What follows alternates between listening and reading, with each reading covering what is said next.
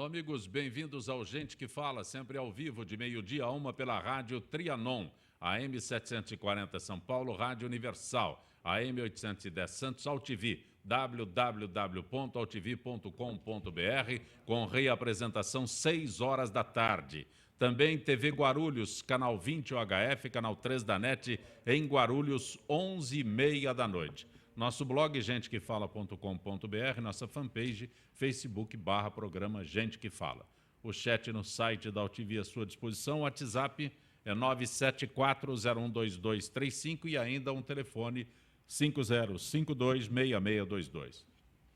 Como toda quinta-feira, gente do MPD que fala, nossa parceria com o Movimento Ministério Público Democrático, toda quinta-feira, e representando o Ministério Público Democrático, doutora Valdereza Budi, que é promotora e participa conosco. Prazer tê-la aqui, doutora Valdereza. Prazer é meu. Uma boa tarde a todos, meus colegas de bancada, e numa boa tarde que eu não sei, hoje tão conturbada, acho que vamos ter assunto para muito tempo aqui. Advogado Marcelo Crespo, prazer tê-lo aqui, Marcelo. Satisfação é toda minha, Zancopé.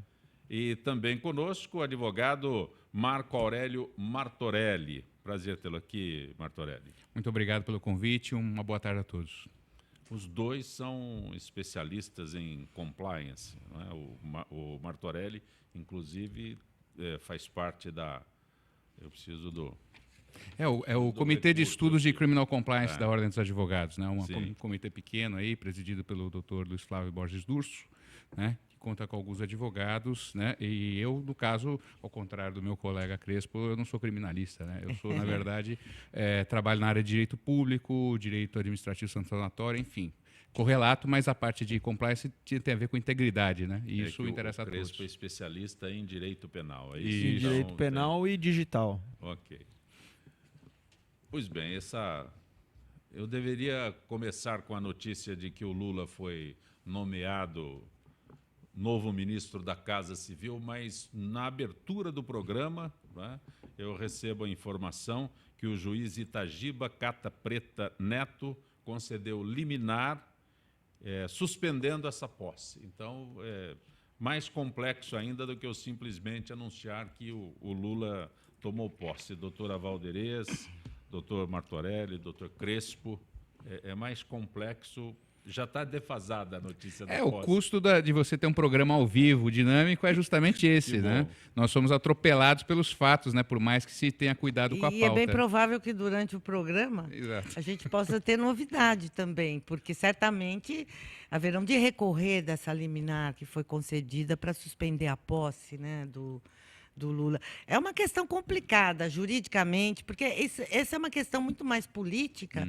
do que jurídica, mas tem, claro, substrato jurídico para todas essas atitudes que se dizem que vão tomar, seja abrir um procedimento contra a presidente da República, em função do telefonema que ela deu a ele ontem, numa clara demonstração de que não haveria de usar aquele documento de posse apócrifo, que não estava assinado. É uma coisa até esdrúxula o que aconteceu, porque aquele documento não tinha nenhum valor, não estava assinado por ela. E termo de posse, você precisa tomar posse efetiva no cargo para, eventualmente, haver a transferência de foro. A gente precisava esclarecer isso. Ele tinha um papel dizendo que ele estaria sendo nomeado, porque quando a senhora diz que não tem a assinatura, ele saiu pavoneando já todo mundo, os adeptos dele, que ele era novo ministro. Exatamente, eu creio, aí é especulação, porque o que eu sei é o que a imprensa diz. Eu creio que ela foi mal orientada, porque ela fez um termo de posse, entendendo que bastava a assinatura dele, que tomando posse, mas tinha que ter uma assinatura dela também. E a posse. Não assina o livro de posse. É um livro de posse, não é um termo de. E a desculpa foi tão. Que faz corar um frade de pedra. A desculpa foi de que ele não sabia se ele poderia comparecer em Brasília para tomar posse, então mandou um termo de posse antes, sem a solenidade da posse. Pode ser a posse sozinha, não precisa ser aquela pompa e circunstância. Mesmo quando nós ingressamos em concurso público, a gente tem que tomar posse para estar investido no cargo. Deixa eu tentar esclarecer melhor. Vou citar pessoal. Eu sou nomeado em algum cargo, em alguma função pública.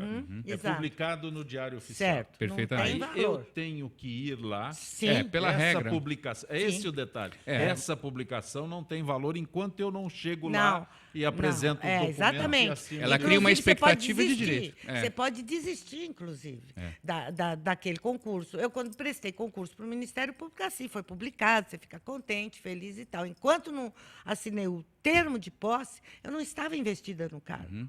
Eu não poderia tomar nenhuma atitude. Se demoram para dar posse, por alguma razão, tem alguns cargos públicos que demoram, a pessoa não é. Ela tem uma, como ele disse, uma expectativa de direito líquido e certo, porque passou numa prova de concurso e título. E no caso especificamente desse caso, ela fez uma publicação extraordinária do Diário Oficial, o que já de per si já denota uma excepcionalidade, quer dizer, você não roda o Diário Oficial numa edição especial, extraordinária, só para dar posse por uma pessoa. Teria que ser uma situação, enfim, de calamidade nacional, alguma coisa que tivesse um substrato jurídico, constitucional extremamente forte, né, para que se procedesse dessa maneira. Senão, se a pessoa não pode tomar posse no dia por alguma razão de saúde, viagem, isso é normal, isso acontece. Né? O Diário Oficial é publicado, naquele período de vacância, alguém responde por aquele cargo, se for um cargo especial. Então, por exemplo, o chefe de gabinete ou a própria presidente responde pela Casa Civil, né, o chefe de gabinete dela, mas o titular daquele cargo que foi publicado no Diário Oficial, ele tem um prazo para estar tomando a posse perante a autoridade que lhe concedeu a posse. Né? Então, você vai no lugar e você assina perante a autoridade que lhe deu a posse, você apresenta a documentação, é um ato formal. Né? Então, não havia essa figura, como a doutora Valderes bem colocou, de tomar posse em casa e levar o documento. Isso não tem precedente. E sob uma outra perspectiva, de acordo com os comentários dos colegas, perfeitamente colocados, mas de uma outra perspectiva, já que a gente estava até comentando aqui de compliance, é curioso como a própria administração pública é não compliance. A própria administração pública deixa de seguir as formalidades e as regras. E o que me parece é que a presidente está muito mal assessorada nessa perspectiva. Será que ela aceitaria a assessoria? Acho que jurídica, sim. Não. Acho que jurídica, sim. Ela tem todo um corpo de assessoria. E antes disso, Zancopé, não só por esse imbróglio, mas a própria questão do ministro da Justiça, que era um procurador-geral da República que jamais poderia ter aceitado. Se ela aceita, alguém diz, olha, o caminho correto é esse, mas muitas pessoas são prepotentes e eu faço do jeito que eu quero. Se for a prepotência dela, ela está dando um tiro no pé, porque está acontecendo uma atrapalhada atrás de outra. Né? O caso do ministro da Justiça, de precisar o Supremo Tribunal Federal declarar que ele não poderia ocupar o cargo, isso é uma vergonha, né? Uma assessoria jurídica que não funcionou ali, ou uma prepotência muito grande, mas de qualquer forma é uma vergonha uma chefe de Estado ter um comportamento desse. Mas aí no caso eu acho que ela foi mal orientada, porque juridicamente talvez ela, nas outras áreas, mas ela foi mal orientada juridicamente, porque essa questão que foi decidida aí do ministro da Justiça, isso já vem em discussão no Brasil há muito tempo. Há muito tempo que, depois de 88, promotor de justiça, procurador da República, enfim, membros do Ministério Público não podem sair para exercer cargo fora do Ministério Público. Pois bem, há uma interpretação diferenciada, que foi a que o ministro da época da Justiça sempre defendeu, que é possível. Só que não é possível. A Constituição, nesse ponto, é clara, e os ministros... Mas havia uma interpretação jurídica que não, na minha opinião, não deveria ter corrido esse risco, porque já havia precedentes muito grandes no Supremo dizendo que não pode. Quem vai decidir é o Supremo? Então, politicamente era melhor, olha, vamos deixar, porque isso aqui vai dar problema e o Supremo vai cassar. Porque a gente já tem uma previsão se o Supremo vai cassar ou não vai cassar, dependendo da jurisprudência da Corte. O exemplo mais comum que a gente cita é do Alexandre de Moraes. Hoje ele é secretário do governo do Estado. Ele saiu, quando pediu exoneração. Ele foi indicado para a Secretaria da Justiça. No município? Não, no Estado. No Estado, secretário de Justiça. Secretário de Justiça. Ele foi obrigado a pedir exoneração. Ele é até meu colega de Ministério Público, ele ficou no Ministério Público 10 anos, aliás, um excelente promotor, entrou em primeiro lugar no Ministério Público de São Paulo. E quando ele estava envolvido nessas questões políticas, surgiu a questão, ele pediu exoneração do cargo, porque ele fez a opção de levar a vida acadêmica e política, então ele pediu exoneração. E tem um comentário que eu queria fazer a partir dessa sustação da nomeação do Lula, é porque se ele então não tem o status de ministro e não pode então ser julgado pelo Supremo Tribunal Federal, eventualmente ele ainda está sob a égide da jurisdição do juiz Moro. Sim. E ao que tudo indica, deve ser decretada a prisão do Lula. Não creio, porque ontem eu escutei, não sei se vocês viram na Globo News, uma entrevista com 2 procuradores de justiça da República, o Delanhol e o outro Roberto, eu esqueci. Aqueles 2 que sempre estão dando entrevistas. Claro. E aí a jornalista Miriam Leitão perguntou claramente o que ele achava do pedido da prisão que foi feito aqui em São Paulo, porque eles receberam esse acervo todo daqui de São Paulo lá, e se eles pediriam. Eles falaram com todas as letras que achavam que não era o caso de pedir a prisão preventiva do... Mas será que eles diriam que é o caso? Não, mas aí tem uma coisa que são duas coisas diferentes. Até ela disse a mesma coisa. Acho que se vocês fossem pedir, vocês não iam me falar. Mas eles falaram claramente. Agora, falar claramente e pedir... Jurídica, né? Não, mais ou menos, porque o que acontece? A pergunta da Miriam Leitão foi especificamente... Você assistiu também? A pergunta da Miriam Leitão, a pergunta da jornalista naquela oportunidade, foi especificamente com relação à investigação realizada pelo Ministério Público de São Paulo, não pela obstrução à justiça.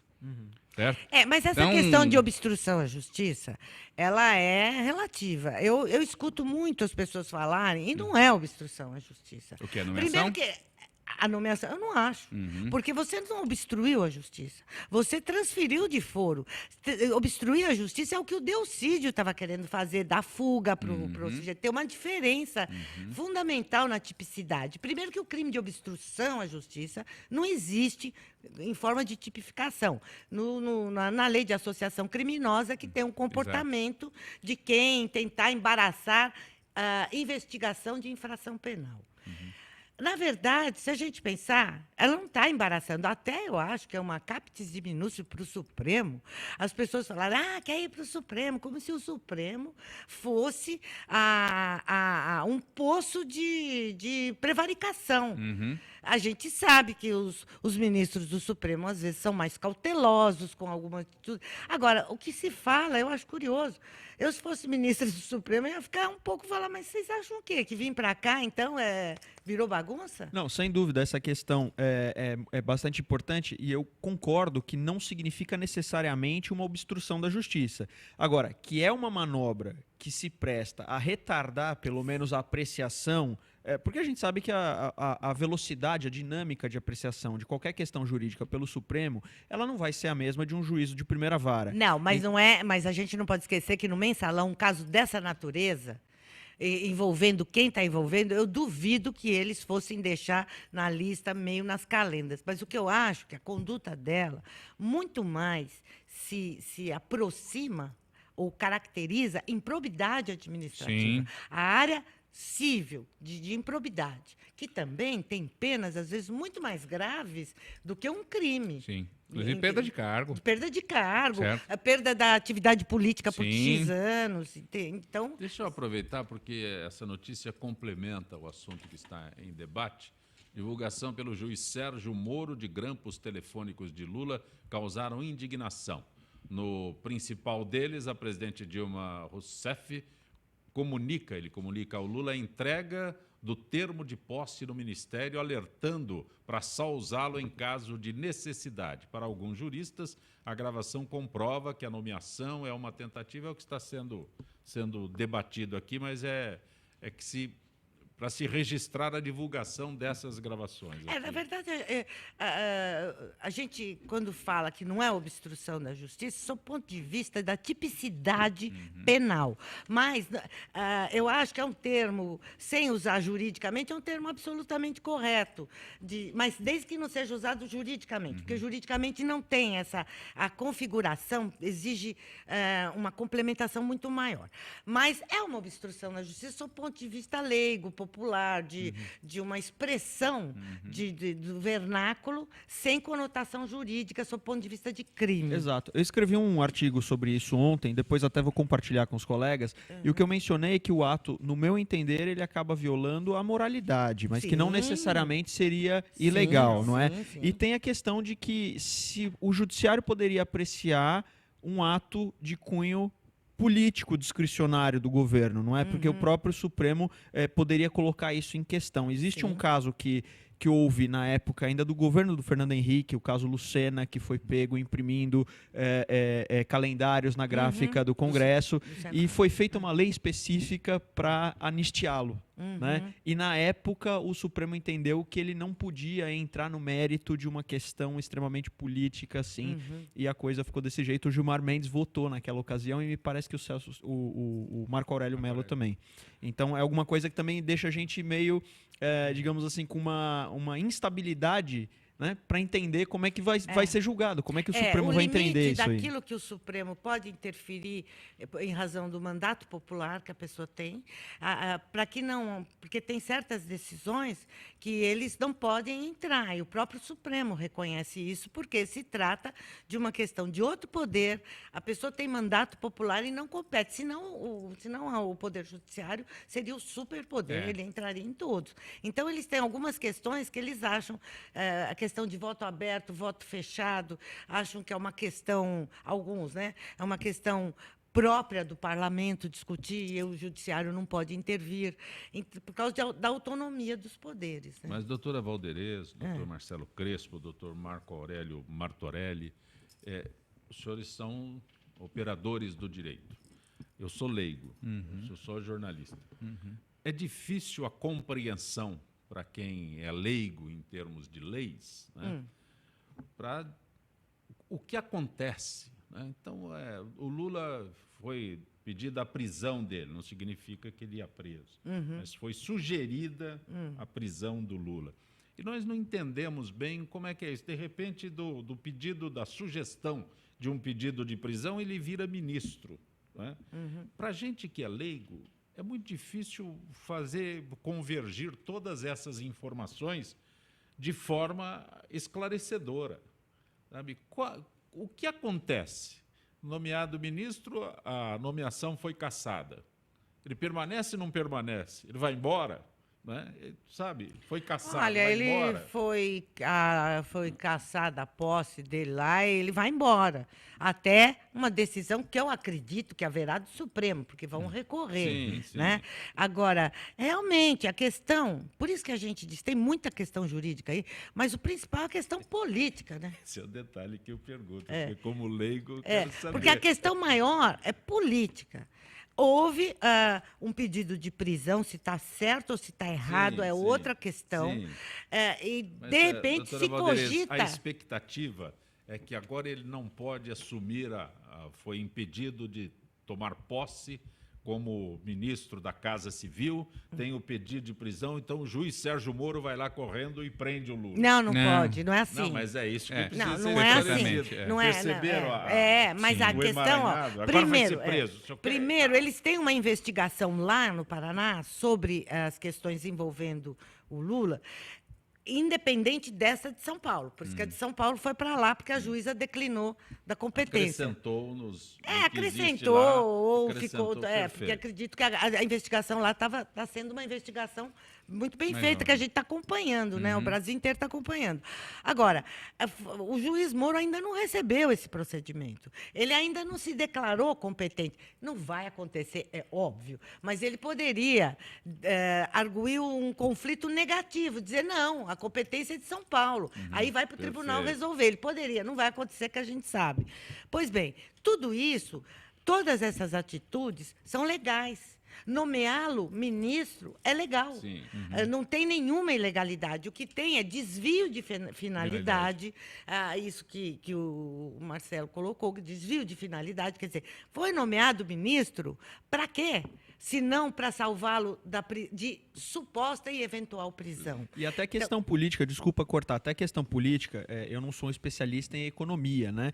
Mas o cenário econômico, político-econômico hoje é muito diverso inverso daquele de quando Lula governou, né? Então, o que eu ouvi os economistas dizerem é que ele não teria fôlego para mexer na economia como trabalhou no próprio governo. Então, nem politicamente ele teria, digamos assim, essa utilidade para ajudar.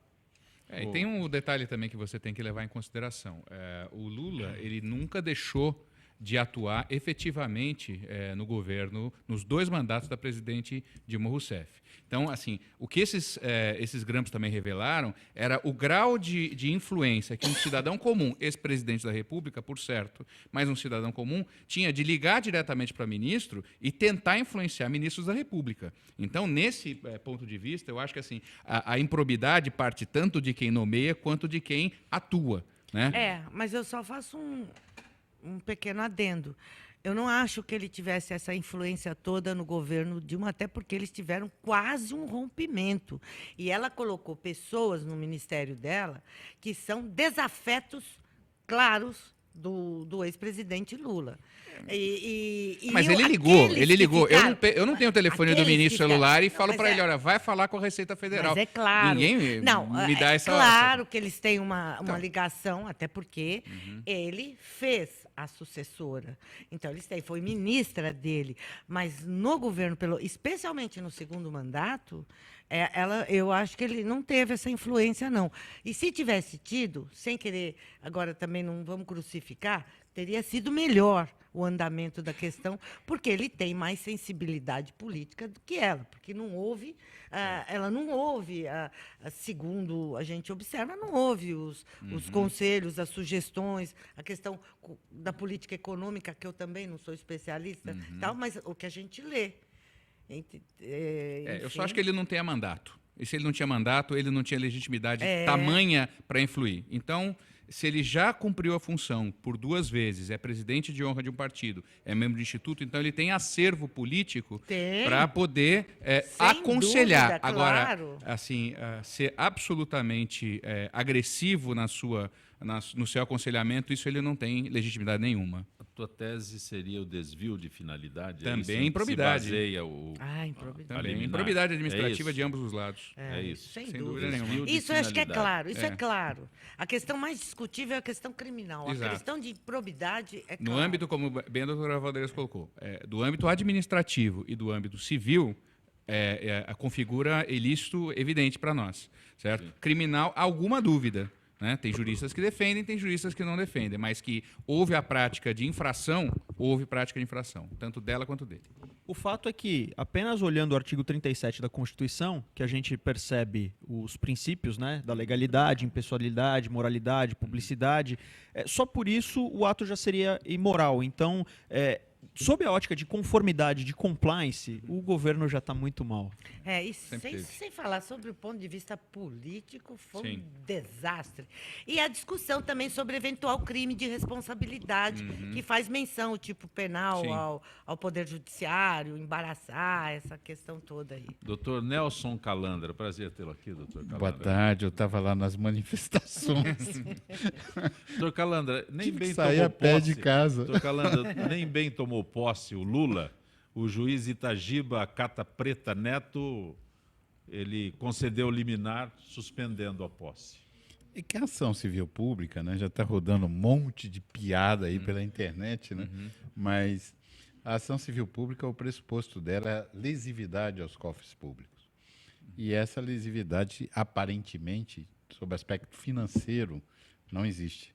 Então, acho que falta um dos pilares da ação civil pública. Já tinham anunciado que iriam propor isso, mas a ação... Mas a ação que foi proposta foi ação civil? Se a ação civil pública. Ação civil pública não, ação popular. Ação popular. E essa tem que ter esse pilar da lesividade. Sem isso, me parece que falta uma base real para essa ação popular. Eu joguei tanta ação civil pública, eu fiquei com a boca torta de tanto falar ação civil pública. Essa suspensão de posse pode ser cassada imediatamente? Pode. O tribunal local pode... O senhor fala com tanta calma aqui. É verdade, mas na verdade, é um jogo político, né? muitos deputados, muitos senadores nos procuram, e ao tempo que eu fui presidente da AMB, dizendo: vocês estão judicializando a política. Nós não judicializamos a política. A política é que bate às portas do judiciário para levar os seus problemas e aquilo que devia ser independente, harmônico e funcionando de forma a dar estabilidade ao país, acaba sendo transformado numa praça de guerra. O judiciário vira uma praça de guerra onde as bandeiras políticas se confrontam. Eu acho que em qualquer país civilizado, alguém que foi ou é presidente da República deve ser tratado com respeito, culpado ou inocente. Porque culpado só será depois que apresentar a sua defesa, for julgado democraticamente e condenado. Quer dizer, então a gente não pode tratar um presidente da República, um ex-presidente da República, de modo como se ele fosse uma pessoa sem passado, não é? Tem a parte boa do passado e tem a parte ruim do passado, que é essa atividade política. Então, no meu ponto de vista, eu acho que não se pode confundir as coisas. A presidente da República é ela quem governa o país na ala do Poder Executivo. Nomear um ministro é ato privativo da presidente. E eu acredito que ninguém seria louco de renunciar a ter 4 instâncias para ter uma só. Quer dizer, o que se censura é o fato de dizer: não, o presidente Lula foi para o governo para ganhar um foro especial ou privilegiado. Eu não queria ser julgado nesse foro privilegiado de instância única. É onde foi julgada a ação penal 470 e é em razão dela que o ex-ministro chefe da mesma pasta, José Dirceu, cumpre uma pena de mais de 10 anos de cadeia. Quer dizer, sem nenhuma possibilidade de recurso que não fosse para a própria corte. Então, nós não podemos pegar um preconceito e fazer do preconceito para governar a vida de um país.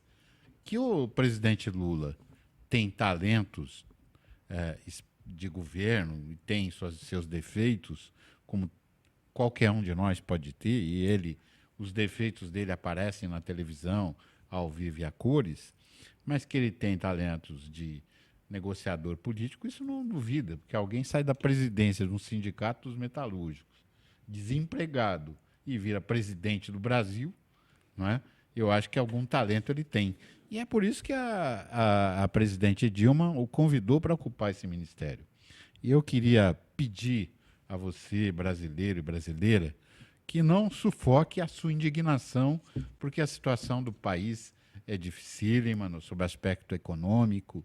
Eu viajei uma vez, Zancopé, com uma grande líder da França, do governo francês, e ela falava: Calandra, quando você tiver lá no teu país uma taxa de desemprego de 14%, cuidado, é algo muito perigoso como está acontecendo na França nesse momento. Isso faz quase 30 anos. E hoje o Brasil vive com um percentual de desemprego altíssimo.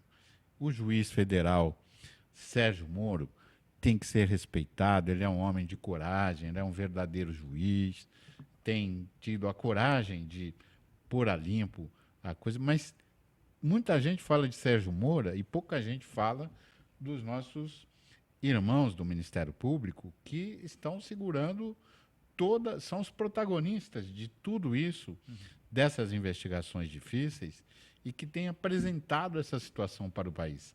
Jovens promotores, jovens procuradores e até procuradores mais antigos que têm enfrentado isso. Na Itália, o Borsellino e o Falcone acabaram assassinados porque apuravam um esquema de corrupção que se instalou no país. E o próprio presidente do país acabou assassinado nesse contexto. Então, eu acho que nós temos que encarar isso com serenidade. O povo brasileiro sabe resolver os seus problemas de modo adequado. Tem lá um processo de impeachment apresentado por grandes juristas brasileiros. Esse processo de impeachment está em condições de ser julgado.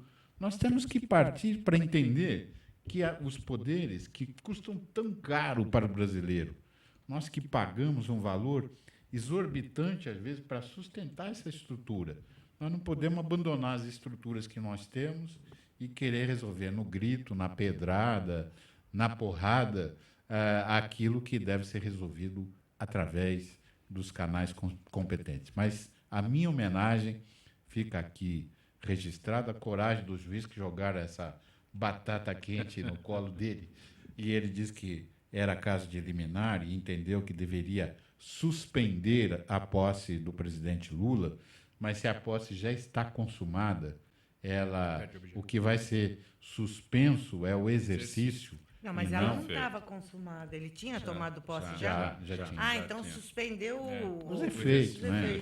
Suspende os efeitos. Mas isso não quer dizer que o ex-presidente Lula pode ser preso sem ordem do Supremo Tribunal Federal. Quem dera que ele pudesse estar sujeito à jurisdição do nosso colega Sérgio Moro, eu não diria isso, para poder recorrer aos tribunais. Olha, essa questão de recurso aos tribunais é muito relativa. Eu me lembro que, uma época, nós trabalhamos num processo até de um promotor, que não vem ao caso, e é no 2º grau. E essa discussão da inconstitucionalidade, não sei o quê. Qual é o objetivo de duplo grau de jurisdição? É você ser julgado por um órgão colegiado, mais pessoas que se supõem mais maduros, mais...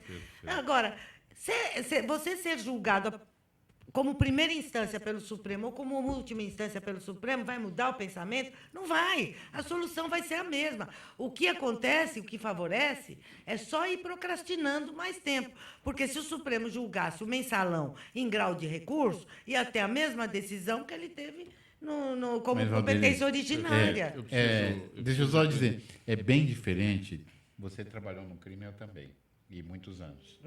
Então, a gente sabe, nós que tocamos a vida julgando casos criminais, a gente sabe a diferença entre o julgamento que você, como promotora, fazia para denunciar e eu, como juiz, fazia para condenar ou absolver, daquele que faz um ministro supremo que nunca viu um processo como esse pela frente e, de repente, tem que julgar uma questão criminal com uma ação penal 470 de altíssima complexidade. Mas, Calandra, ele designou juízes do Brasil inteiro para fazer a instrução. Eu vou pedir para falar depois que o advogado fala por último. Vou deixar o Zancopé fazer o intervalo aqui. Antes a participação da Associação dos Funcionários Públicos do Estado de São Paulo, Kátia dos Reis, da Escola FIPESP. Boa tarde, Kátia. Vamos falar sobre o programa Nova Etapa FIPESP, Kátia. Alô? Oi. Ok, Kátia? Nós vamos para o intervalo, em instantes retornaremos. Vai, que prazer.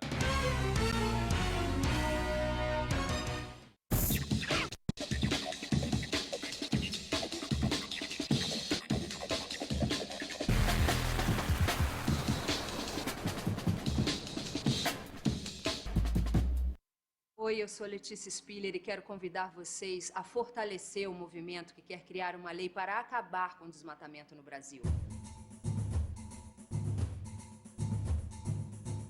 Nossas florestas não podem mais ser destruídas. São elas que garantem a nossa qualidade de vida. Eu quero floresta em pé, água fresca, clima ameno e desmatamento zero.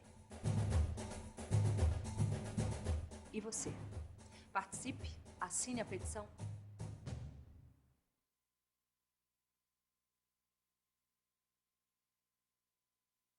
Olá, eu estou aqui para tocar sua consciência.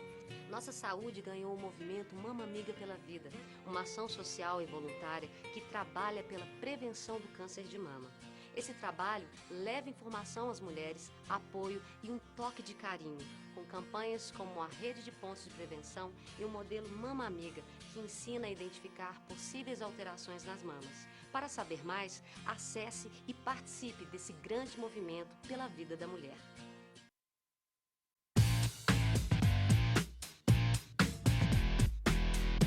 Olá, eu sou César Freitas e convido você para assistir o HQ e Companhia, o programa que traz o mundo da cultura pop para você. Cinema, história em quadrinhos, animação, seriado, tudo isso para você aqui toda sexta-feira às 5 da tarde, na sua TV da internet.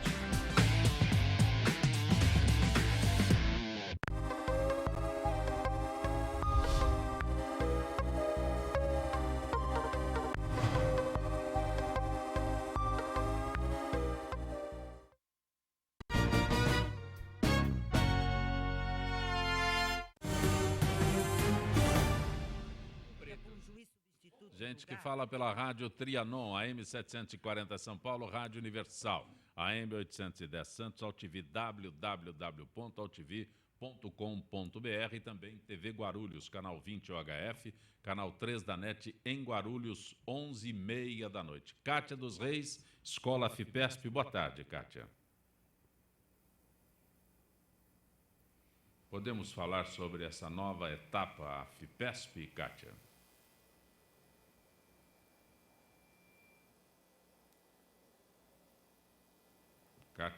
Kátia dos Reis. Ok. O problema é que grampeando tanto telefone em São Paulo.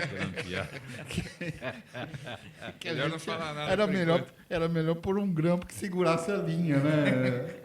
Conosco a doutora Valdereza Budi, que é promotora e integrante do Ministério Público Democrático. O programa das quintas-feiras acontece graças à parceria Gente que Fala com o Ministério Público Democrático, o advogado Marcelo Crespo, o advogado Marco Aurélio Martorelli, desembargador Nelson Calandra, que me dá muita alegria porque ele chega ao estúdio acompanhado do Márcio Costa, que é diretor do Diário de Notícias. E o doutor Calandra, o Márcio, há várias décadas, ele se entusiasmou com a internet. Então, quando a gente está na AltV aqui com a internet, graças ao esforço do Dr. Márcio, foi possível a implantação da internet no Brasil. Ele ia em Embratel, os caras falavam, você é louco, isso é coisa de americano, vai embora para casa. Então... É por isso que os americanos levaram os filhos dele embora. Todos moram lá nos Estados Unidos. Kátia Reis está conosco agora. Kátia, boa tarde. Agora sim, boa tarde, Zancopé. Boa tarde aos debatedores e aos ouvintes do Gente que Fala. Kátia, podemos falar sobre essa atenção especial com associados próximos da aposentadoria, essa nova etapa, o que vem a ser, Kátia? Então, esse programa ele funciona por meio de cursos, palestras, filmes e discussões. O Nova Etapa tem a missão de preparar o associado para outra fase da vida pós-aposentadoria. O projeto objetiva fazer com que o servidor descubra novos caminhos, novos propósitos, enfim, uma nova forma de conduzir sua vida assim que o tempo na vida ativa de trabalho é concluído. Mas, Kátia, de que forma são apresentados os cursos, palestras, afins? Então, com o intuito de desenvolver atividades que visam a valorização do servidor público como pessoa e profissional, os cursos e as palestras promovidos são informativos. Também buscam por ações que possam melhorar a autoestima, proporcionar metas para planos futuros e familiares, esclarecer dúvidas, auxiliar no planejamento pré- e pós-aposentadoria, sanar questões sobre saúde e hábitos, sugerir opções de lazer como viagens e filmes, sempre com debate do tema no fim da sessão. E nós podemos ter a participação de associados de todas as idades? Zancopé, por ser um programa voltado aos assuntos de aposentadoria, apenas parte dos associados podem participar desse projeto, como aqueles que estão há 3 anos da aposentadoria e os já aposentados. Como o programa foi idealizado? A ideia foi sugerida pelos associados e o gênero do programa é conhecido em repartições públicas e em empresas privadas, como o Programa de Preparação para a Aposentadoria, o PPA. Os interessados em saber mais sobre o programa devem acessar o site www.afepesp.org.br ou então ligar no 0800 77 17 144. Kátia, grato pela tua gentileza mais uma vez com o nosso Gente que Fala. Uma boa tarde. Uma boa tarde a todos. Mãe faz apelo contra cyberbullying de menino que virou meme.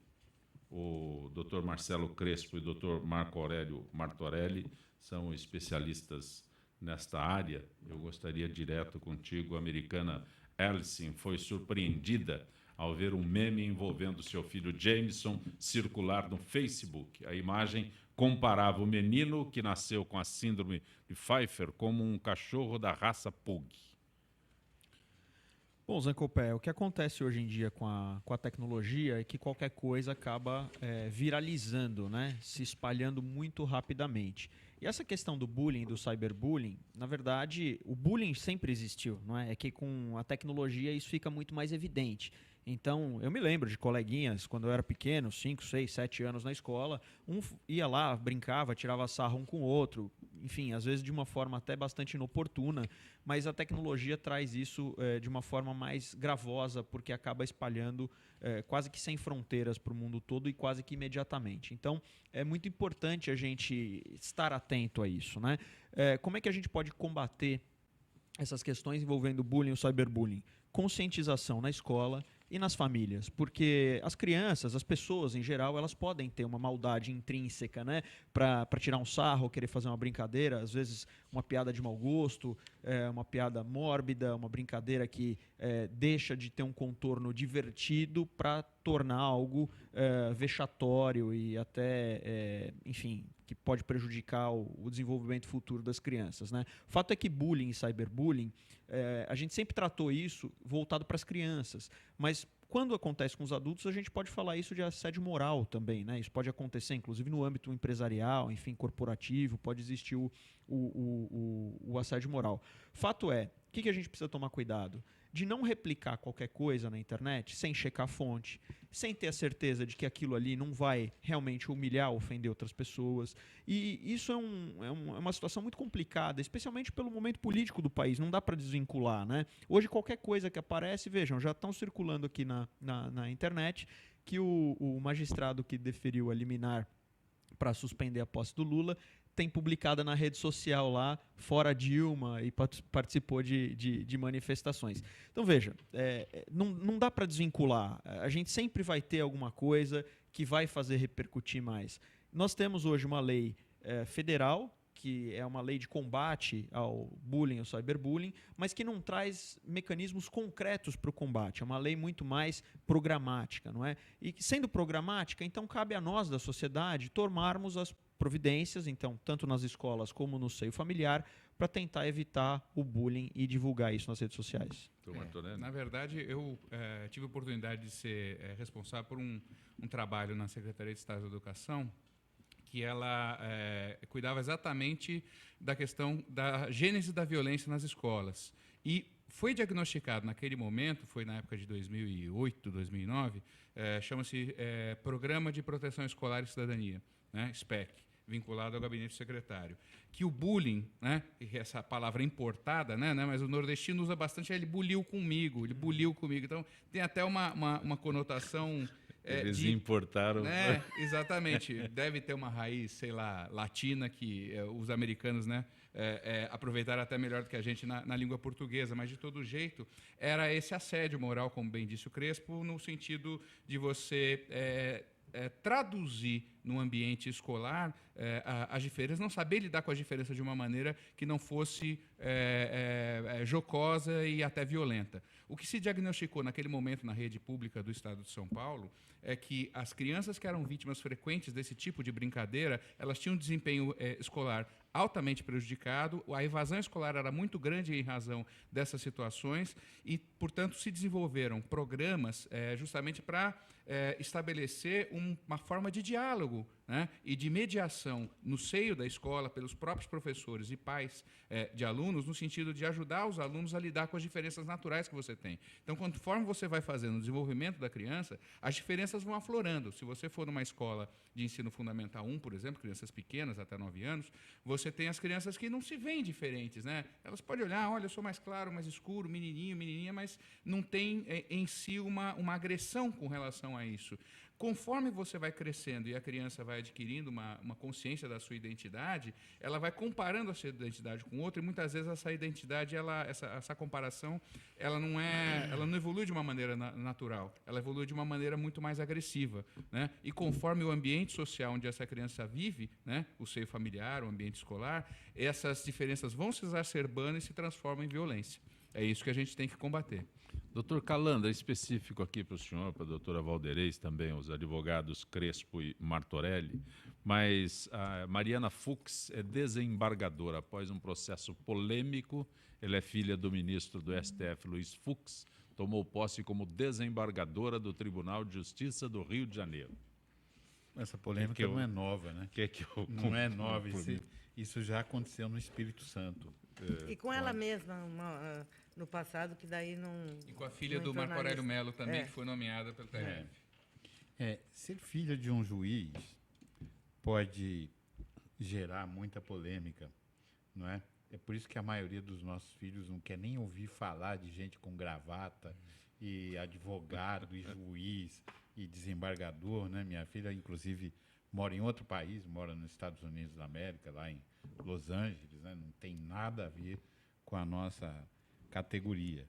E quando um filho de um juiz ou de um promotor, por A, por B, por C, galga alguma posição, sempre vem os comentários dizendo que a pessoa não tem essa condição, não tem aquela outra. Todo o direito é reconhecido de se promover a crítica. Mas a Mariana, ela foi sabatinada pela OAB do Distrito Federal, hoje também sabatinada pelos colegas que aceitaram votar no nome dela para que ela integrasse uma lista tríplice, e nessa lista tríplice ela acabou sendo escolhida pelo Poder Executivo, pelo fato de ser filha do ministro Fux. Talvez. Claro que é. Talvez. Não tiro a capacidade da moça, eu não conheço, ela deve ser ótima, competente, mas é evidente, e não precisa muita pesquisa, pela idade dela. 35 anos de idade, não existe nomeação para desembargador com essa idade.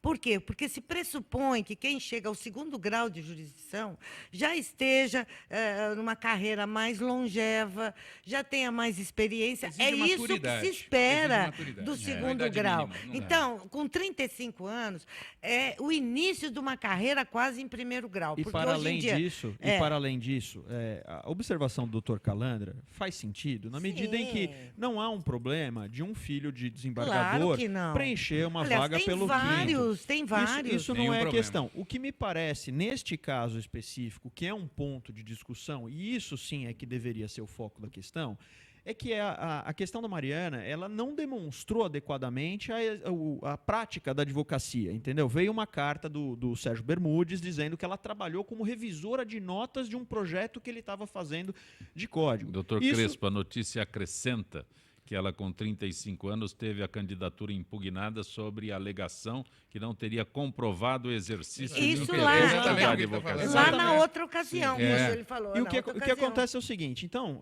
o fato dela ser filha do Fux... Só um minutinho, Calandra. O fato dela ser filha do Fux não é um problema por si só. O que seria o problema? O Fux fazer lobby junto com pessoas ali pela indicação da sua filha, não tendo ela os requisitos. E lembre-se que também da outra vez ele deu uma festa imensa. Hoje eu tenho 36 anos. Hoje eu tenho 36 anos. Se eu me candidatasse ao 5º aqui no Tribunal de Justiça do Estado de São Paulo, eu seria avacalhado e jamais comporia uma das listas, em que pese eu seja doutor, inclusive por direito penal, pela USP. Mas não é essa a questão. Não se admite um jovem com essa idade para exercer em 2º grau. Mas isso ainda eu considero subjetivo. Porque a questão é o seguinte, o tempo pode curar, a pessoa pode ter maturidade de vida, ela pode ter conhecimento técnico, o problema não pode ser só a idade. Porque isso também é uma tradição do tribunal, não é? O problema ficou muito evidente que ela não tinha comprovação nenhuma de prática jurídica. O tempo cura, como diz o Otto Maria Carpo, o tempo cura a doença da juventude, mas a questão não é só essa. Olha, a idade não traz só rugas no rosto. Ela traz maturidade, conhecimento, experiência. E não é razoável supor que alguém que tenha 10 anos de formado, portanto, o exercício do seu mistério só por 10 anos, tenha maturidade suficiente para rever decisões complexas, complicadas, de juízes que fizeram uma instrução. Então, o que falta é experiência. E a sabatina foi ridícula. Aí a sabatina, foi muito ruim, tá? mas ela poderia ter sido brilhante. Eu só queria falar para vocês o seguinte, eu tinha 20 e poucos anos e era muito jovem. Mas não era desembargador, né? Não, era advogado. Então. Tive 20 e poucos anos, não tinha nem 35 como tem Mariana. E houve um debate em Piracicaba que saiu até fogo.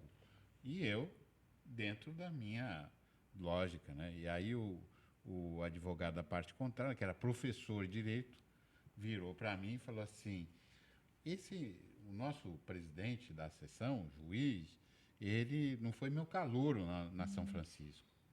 Esse menino apontou para minha cara e falou assim, ele não estava nem na cabeça do pai dele, eu já era professor de direito. E perdeu a causa naquela mesma audiência. Aí meu colega cumprimentou ele, obrigado, professor. O que eu ensinei para vocês hoje? O senhor ensinou que o tempo não faz sábios, só velhos. Um moleque de 23 anos ganhou do senhor aqui no meio da audiência, apesar de só ser professor. E pode ganhar, exatamente. Pode ganhar. O problema é imoralidade. O problema... Calandra, a questão não é essa. Vamos manter o foco. O foco não é esse. O foco da nomeação dela, e que pegou mal, é a imoralidade da arguição, que foi péssima. A única pergunta que fizeram para ela é se o judiciário deveria arcar com os custos de uma sala de advogados. Isso aí desculpa, é uma pergunta que não é capaz de extrair o mínimo de conceito jurídico de uma pessoa. Então, o que você está dizendo... A falha foi da OAB, não foi do tribunal. Do tribunal também. A falha de todo mundo. A falha de todo mundo. Do tribunal e do governador, porque tudo isso já era um plano adrede preparado que impugnaram da outra vez, que ele deu uma belíssima festa, que acabou até suspendendo a tal da festa, que chamou o ministro, governador do Rio de Janeiro. Era o Cabral ainda, no tempo do Cabral. Quer dizer, ela está postulando o quinto desde 32 anos de idade. É muito jovem, goste ou não. Eu já perdi júri para advogado que eu achava, com todo respeito aos advogados, horroroso, e a gente perde. Advogados mais novos, mais velhos, você ganha, perde e tal, faz parte. Agora, para você rever decisões, para você ter a maturidade necessária de ser uma corte colegiada, você precisa de experiência. Porque senão... Uma sabatina séria e prática. Uma sabatina séria. E sabatina séria, se tivesse aos 35 anos que ela entrou, eu estaria aqui criticando do mesmo jeito. Porque eu não acho que uma pessoa com 10 anos tem condições de compor uma corte de segundo grau. Tem mais um aspecto, Calandra. Só um instantinho. Eu votava para eleger quem ia ser desembargador no tribunal. Perfeito. E eu me recordo de um professor maravilhoso de Santos. Eu votei nele, tinha 35 anos. E advogado brilhante, e advogado militante. Mas eu não vou discutir o caso particular da Mariana, porque não vi a sabatina. E seria foi só essa pergunta que eu te disse. Eu te passo o áudio. Foi a única pergunta feita para ela. Seria opinar, assim, isso é uma coisa que eu não vi. Mas eu me lembro que eu votei, encaminhei a votação para esse jovem de 25 anos, de 35 anos, porque era realmente brilhante, um gênio, né? Mas os meus colegas falaram, não vamos votar nele, porque ele é muito novo. Aí, depois, o presidente do tribunal me cumprimentou, Calandra, não vou votar no seu candidato, embora você tenha defendido a indicação dele, porque ele tem um único defeito que só o tempo corrige. A idade. Acontece o seguinte, a chance de se tornar autoritário e arbitrário não é pequena. Por quê? Por falta de experiência. O desembargador, o juiz, o promotor, de repente, por isso que eu acho importante agora exigir uma idade mínima, você recebe um poder muito grande. Teve colegas no MP que entraram com 22, 23 anos. É muito poder para a juventude. Você não sabe lidar com certas questões com a sua juventude. Eu me lembro do meu início de carreira, eu fiz processo processo, tomei atitudes em processo que eu não tomaria 15, 20 anos depois. Porque você começa a ficar mais maduro. Todos nós. Todos nós, quer dizer... Então, Tomara essas atitudes tenham sido revistas por pessoas com mais experiência. Tomara. Nós não temos tempo para mais nada. Doutor Marcelo Crespo, advogado, sempre muito bom tê-lo aqui no nosso Gente que Fala. A satisfação é toda minha. Eu queria deixar uma mensagem final de que nós estamos em tempos realmente difíceis, sombrios, com questões aí jurídicas tensas e complexas para discutir. E eu queria pedir tranquilidade para as manifestações. As pessoas têm direito de se manifestar, mas sem briga, sem violência, não é isso? E vamos defender o Estado democrático de direito, que com uma ideologia para um lado ou para o outro pode ser deturpado, não é? Vamos defender a Constituição, as leis, a integridade do nosso país e sem violência. Doutor Marco Aurélio Martorelli, advogado, muito bom tê-lo aqui. Mesma satisfação a de participar dessa bancada tão qualificada, sempre uma oportunidade de nós discutirmos assuntos de alta relevância. É um desafio sempre para mim estar presente aqui diante de pessoas de tanta experiência e qualidade, e também faço minhas palavras do Crespo, complementando que, na verdade, outra coisa que nós precisamos é transparência. A gente precisa encarar a verdade do jeito que ela é. Doutor Nelson Calandra.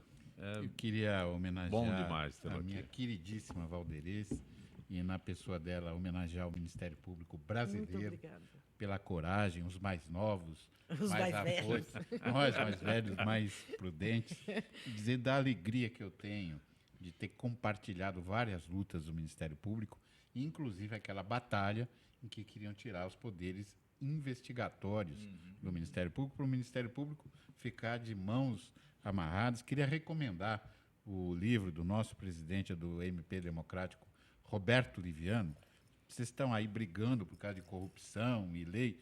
Roberto explica, numa linguagem compreensível, num livro bem denso, todo esse aparato que está passando no Brasil de agora. Peço a você, brasileiro, especialmente aos jornalistas, que nesses momentos de convulsão social são juízes do fato, que procurem transmitir com serenidade, com isenção, com imparcialidade as notícias. E a você, Muda Brasil.